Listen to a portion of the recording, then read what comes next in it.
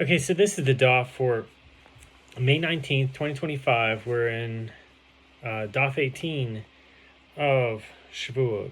So here we go. It says, if we say that we are dealing with an ha'aretz, an ignoramus, who does not know that it is prohibited for him to engage in intercourse with a woman near the expected onset of her menstruation, and who also does not know that it is prohibited for him to immediately withdraw from her if she experiences bleeding during intercourse, then for both this and that, his entry and his withdrawal, he should be liable to bring only a single sin offering, since he had no awareness of his transgression between his two actions. This is like one who ate 2 olive bulks of forbidden fat in the course of one lapse of awareness, and is therefore liable to bring only one sin offering. Here too, although he performed 2 actions for which one could be liable to bring sin offerings, entry and withdrawal, there was only one lapse of awareness. Rather, it must be a case where it was not near her expected date of menstruation, and there was no reason for the man to think that the woman would experience bleeding. And with whom are we dealing? If we say that we are dealing with a Torah scholar, then he should not be liable to bring even one sin offering, because with regard to his entry, he was a victim of circumstances beyond his control, and with regard to his withdrawal, after he knew that she was a menstruating woman, his transgression was intentional, and he would be liable to receive karet. And if we are dealing with an am ha'aretz, he should be liable to bring only one sin offering for his immediate withdrawal. So Rava reconsidered and then said, actually, this is a case where it was near the expected date of a woman's menstruation, and we are dealing with a Torah scholar, but he is a Torah scholar only with regard to this halacha, that it is prohibited to engage in intercourse with a woman near expected onset of menstruation. And he erred in thinking that he could complete the act of intercourse before she experienced bleeding. Therefore, once he learns that she has experienced bleeding, he is liable to bring a sin offering for his unwitting transgression at the time of his entry. But he is not a Torah scholar with regard to that halacha, that it is prohibited for one to immediately withdraw from a woman if she experiences menstrual bleeding during intercourse, since he had awareness of his transgression between his 2 actions. This is not an instance of one lapse of awareness, and therefore he is liable to bring a second sin offering for his unwitting transgression at the time of his withdrawal. So Rava said, and we learn both of these matters for which he is liable to bring a sin offering. We learn about entry and we learn about withdrawal. So Rava now clarifies the matter. We learn about withdrawal as the Mishnah teaches. If a man was engaged in intercourse with a ritually pure woman, and during the course of their active intercourse she experienced bleeding, and said to him, I have become impure, and unwittingly he immediately withdrew from her, he is liable to bring a sin offering for engaging in intercourse with a menstruating woman. So Rava continues, we learn about entry in a Mishnah, so Nidaf 14a, if a spot of blood is found on his rag, the rag he used, then it is clear that this blood came from a woman during the act of intercourse. Consequently, both the man and the woman are impure and are liable to bring a sin offering for their unwitting transgression. So Rava explains, what? Is it not the case that the Mishnah speaks here of one who engaged in intercourse with a woman near the expected date of her menstruation, and it teaches that he is liable to bring a sin offering for his entry at that time? Rav Ada bar Matana said to Rava, actually, I could say to you that the Mishnah speaks here of one who engaged in intercourse with a woman not near the expected date of her menstruation. He is liable to bring a sin offering for his immediate withdrawal upon learning that she had experienced bleeding. And if you would say, why do I need to be taught once again about withdrawal? Didn't the Tana already teach this in the Mishnah here? One can respond, it was necessary to teach us this, that is a continuation of the Mishnah in Tractate Nidal, which states if a spot of blood is found on her rag, the rag that she uses after intercourse, they are impure only because of an uncertainty, as perhaps the bleeding commenced only after they completed their act of intercourse, and therefore they are exempt from bringing a sin offering. And since the Mishnah had to teach the case where the blood was found on her rag, it also taught the case where it was found on his rag, even though there is no novel element in this ruling. So Ravina said to Rav Ada, can you really interpret that Mishnah as referring to a case where it was not near the expected date of the woman's menstruation, and that he is liable to bring a sin offering for his withdrawal? But isn't it taught in the Mishnah, if blood is found on his rag? And these words indicate that the blood was found only afterward, after the man had already withdrawn from the woman, and that is to say, only after he withdrew from the woman he learned that she had experienced bleeding. So Ravina clarifies the difficulty, and if the Mishnah is referring to a case where he is liable for his withdrawal at the outset, when he withdrew, it was from then that he had knowledge of her menstrual status, as he withdrew because she had informed him that she had experienced bleeding. Of what significance is his finding blood on his rag? So Rava said to Rav Ada, listen to what your teacher Ravina is saying, as he has explained the matter. Rav Ada said to Rava, how can I listen to his words and accept his explanation? As it is taught in Braita with regard to this Mishnah concerning blood found on a rag, this is the positive mitzvah with regard to a menstruating woman for which one is liable. So Rav Ada explains, and if it is so that the Mishnah is referring to a case where the man is liable for his initial entry, his wording is difficult, as engaging in intercourse with a menstruating woman is not the violation of a positive mitzvah, but a prohibition. Rava said to him, if you learn this Braita in this manner, its wording is imprecise, as it is missing words, and you should teach it like this. When the blood is found on the man's rag, this is the prohibition with regard to a menstruating woman for which one is liable. And additionally, if a man was engaged in intercourse with a ritually pure woman, and during the course of their active intercourse she experienced menstrual bleeding, and said to him, I've become impure, and unwittingly he immediately withdraw from her, he is liable to bring a sin offering for that act, and this is the positive mitzvah for which one is liable with regard to a menstruating woman. So the Gemara resumes its discussion of the Mishnah. The master said above in the Mishnah, if he immediately withdrew from the woman after having been informed that she had experienced menstrual bleeding, he is liable to bring a sin offering for engaging in intercourse with a menstruating woman. The Gemara asks, what should one do in such a situation? So Rav Huna said in the name of Rava, he should press his 10 fingernails into the ground, the bed, and restrain himself and do nothing until it becomes flaccid, and then should he withdraw from her, and that is good for him to do so. Rava said, this is to say, one who engaged in intercourse with a flaccid member with those with whom relations are forbidden is exempt. As it enters your mind to say that he is liable here in the Mishnah, what is the reason he is exempt? If he waits and withdraws only later, after he has lost, you might say that it is because he is a victim of circumstances beyond his control, and that the woman experienced menstrual bleeding while he was in the middle of the act of intercourse, and not because he withdrew. As one who engages in intercourse is liable. But if he is exempt from liability because he is a victim of circumstances beyond his control, and then even if he withdraws immediately before losing, he should also be exempt for the same reason that he is a victim of circumstances beyond his control. So Abaye said to Rava, actually, I could say to you that one who engages in intercourse with a flaccid member with those with whom relations are forbidden is liable. And here, what is the reason that one who waits and withdraws only after he has lost is exempt? It is because he is considered a victim of circumstances beyond his control. And concerning that which you said, why then is he liable if he withdrew immediately? That is, when you said he should also be exempted, is because he should have withdrawn after and experienced little pleasure, but instead he withdrew and experienced greater pleasure. So Rabba Bar Hanan said to Abaye, if so, according to your opinion, we find a difference in halakha between a long way and a short way with regard to a menstruating woman. So if he withdrew the short way without waiting, he has committed a transgression, and if he withdrew the long way after waiting, he has not committed a transgression.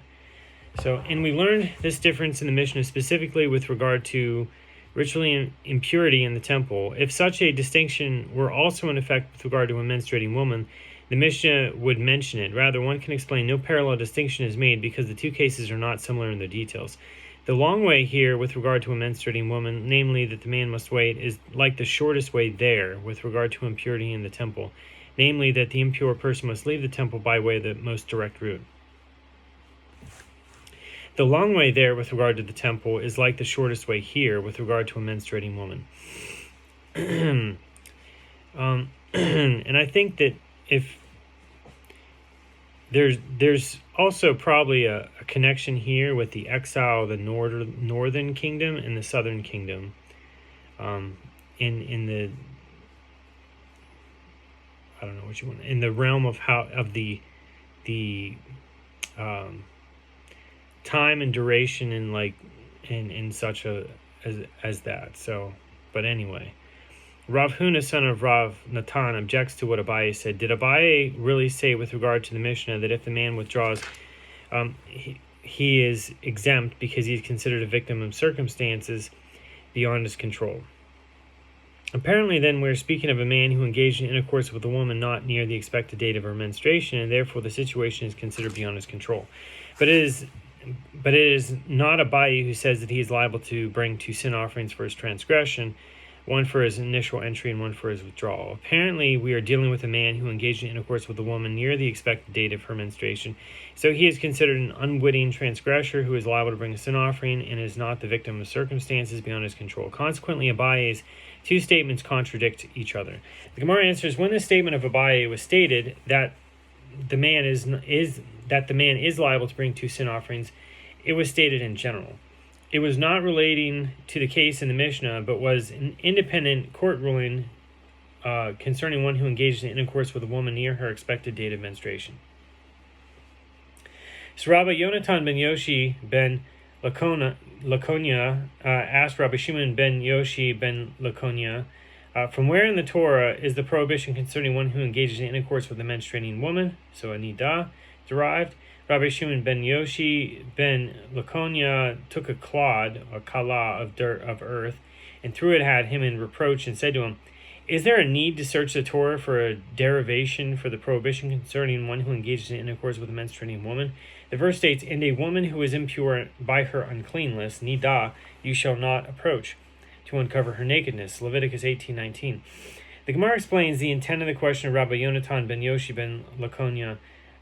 Rather, from where do we derive the prohibition with regard to the case in the Mishnah concerning one who was engaging in intercourse with a ritually pure woman, and she experienced menstrual bleeding, and said to him, I have become impure, that he must not withdraw immediately? In response to this question, Hizkiah said, the verse states, and if any man lies with her, and her menstrual flow shall be upon him, Leviticus 15:24. Teaching that even at any time when she is menstruating, the prohibition shall be upon him, therefore he should not withdraw from her immediately.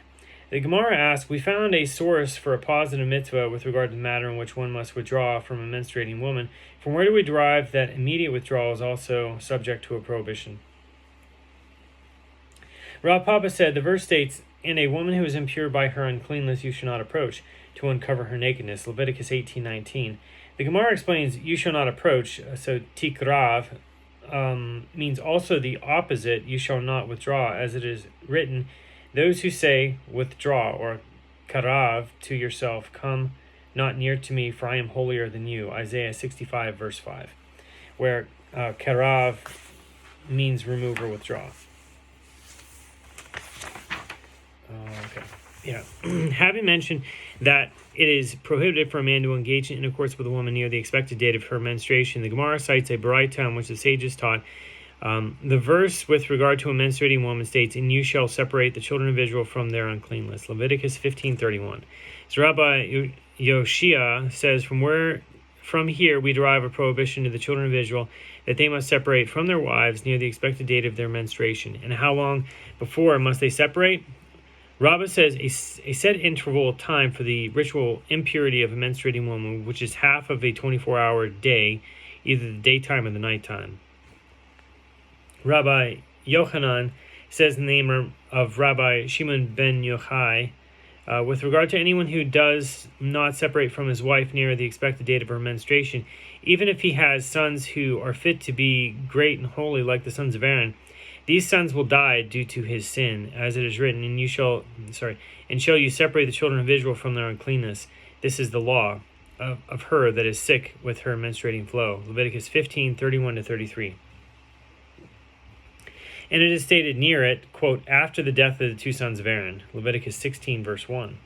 Concerning this matter, Rabbi Chia bar Abba says that Rabbi Yochanan says, anyone who separates himself from his wife near the expected date of her menstruation will have male children, as it is written, to distinguish between the impure and the pure. Leviticus 11:47. And it is stated near it, if a woman conceived and bare a male child. Leviticus 12, verse 2. Rabbi Yehoshua ben Levi says, he will have sons who are worthy of teaching halacha, as it is written, to distinguish between the impure and the pure, and to teach the children of Israel all the statutes. Leviticus 10 verse 11. So the Gemara continues to expound these verses. Rabbi Chia bar Abba says that Rabbi Yochanan says, anyone who recites Havdalah over wine at the conclusion of Shabbatot and not over some other beverage will have male children, as it is written, to distinguish between the holy and the unholy, and between the impure and the pure. Leviticus 10:10. And it is written there, once again, to distinguish between the impure and the pure. Leviticus 11:47, and it is stated near it, quote, if a woman conceive and bear a male child. Leviticus 12 verse 2. Rabbi Yehoshua ben Levi says, anyone who recites Havdalah over wine at the conclusion of Shabbatot will have sons who are worthy of teaching halacha, as it is written, to distinguish between the holy and the unholy, and to teach. Leviticus 10 through 11. So Rabbi Binyamin bar Yefet says that Rabbi Elazar says, anyone who sanctifies himself with modest conduct while engaging in intercourse will have male children, as it is stated, you shall sanctify yourselves and you shall be holy. Leviticus 11:44. And it is stated near it, if a woman conceive and bear a male child. Leviticus 12 verse 2. So the Mishnah teaches, Rabbi Eliezer says, with regard to the sliding scale offering, the verse states, or if a person touches any impure thing, whether it is the carcass of a non-kosher whether it is the carcass of an unkosher undomesticated animal, or the carcass of a non-kosher domesticated animal, or the carcass of a non-kosher creeping animal, it is hidden from him, so that he is impure. Leviticus 5 verse 2. The juxtaposition of the words, and it is hidden, to the words of a creeping animal, teaches that one is liable to bring a sliding scale offering when it was hidden from him that he had contracted ritual impurity from a creeping animal, not when it was hidden from him that he was entering the temple or partaking of sacrificial food. So Rabbi Akiva says that it is from the words, and it is hidden from him, so that he is impure, that it is derived that one is liable to bring a sliding scale offering for a lapse of awareness about his impurity, but not for a lapse of awareness about the temple or the sacrificial food. The Gemara asks, since Rabbi Eliezer and Rabbi Akiva agree about the halacha, what is the practical difference between them? So Chizkiah says there is a practical difference between them in a case where one initially knew that he had contracted ritual impurity, but he did not know whether the impurity was contracted from a creeping animal or the carcass of an unslaughtered animal. So Rabbi Eliezer holds that for him to be liable to bring an offering, we require that he initially know whether he contracted impurity from a creeping animal or he contracted impurity from an unslaughtered animal carcass. And if he never knew this, he does not bring an offering. And Rabbi Akiva holds that for him to be liable to bring an offering, we do not require that he know this detail. Since he knows in general terms that he contracted impurity, it is not necessary that one know whether he contracted the impurity from a creeping animal or he contracted the impurity from an unslaughtered animal carcass. And Ula also says there's a practical difference between them in the case where a person did not know whether he contracted impurity from a creeping animal from the carcass of an unslaughtered animal. So Ula did not say this explicitly, but rather he raises a contradiction between this statement of Rabbi Eliezer and another statement of Rabbi Eliezer, and then resolves it. He asked, does Rabbi Eliezer actually say that in order to be liable to bring a sliding scale offering require that one initially know whether he contracted impurity from a creeping animal or he contracted impurity from an unslaughtered animal carcass? So, and he raises a contradiction from a Braita with regard to one who ate a forbidden food but did not know whether it was forbidden fat or it was notar, part of a sacrifice left over after the time allotted for its consumption, or one who performed labor but did not know whether it was Shabbat or Yom Kippur, or one who engaged in intercourse but did not know whether it was with his menstruating wife or with his sister. In all these cases, Rabbi Eliezer holds that he must bring a sin offering, whereas Rabbi Yehoshua deems him exempt. So Rabbi Eliezer says, whichever way you look at it, he is liable. If he ate forbidden fat, he is liable. If he ate notar, he is liable. If he desecrated Shabbat, he is liable. If he desecrated Yom Kippur, he is liable. If he engaged in intercourse with his menstruating wife, he is liable. If he engaged in intercourse with his sister, he is liable. In all these cases, he knows that he transgressed, and he is liable to bring a sin offering. Rabbi Yehoshua said to Rabbi Eliezer, the verse states with regard to sin offering, or if his sin in which he sinned became known to him, Leviticus 4:23, teaching that there is no liability for an offering until it becomes known to the sinner the manner in which he sinned. According to this Braita, Rabbi Eliezer According to this Baraita, Rabbi Eliezer himself holds that in order to become liable to bring a sin offering, it is not necessary that one know precisely which prohibition he violated. So in Ula resolves the contradiction there with regard to liability to bring a sin offering. The merciful one states, or if his sin in which he sinned became known to him, he shall bring his offering. Leviticus 4:23. So teaching that it suffices that he knows that he committed some type of sin. Here with regard to ritual impurity in the temple, since it is written at the beginning of the verse, or if a person touches any impure thing, Leviticus 5:2, why do I need that which is stated immediately afterward? Or the carcass of a non-kosher creeping animal. Conclude from it that we require that he initially know whether he contracted impurity from a creeping animal or he contracted impurity from an unslaughtered animal carcass. And if he knew this, he does not bring an offering. The Gemara asks, and Rabbi Akiva, who does not expound the verses in this way, what does he say about this? The Gemara answers, he maintains that since, and now we're at the end of 18 and 19, the Torah needs to write both domesticated animal and undomesticated animal in the verse, or the carcass of a non-kosher undomesticated animal, or the carcass of a non-kosher domesticated animal, to teach that halacha that the school of Rabbi Yehuda Hanasi taught. Creeping animal is also written, even though there's no novel element taught by the addition of that term. Okay, but anyway, that's getting into 19. So thanks for watching. Let's see.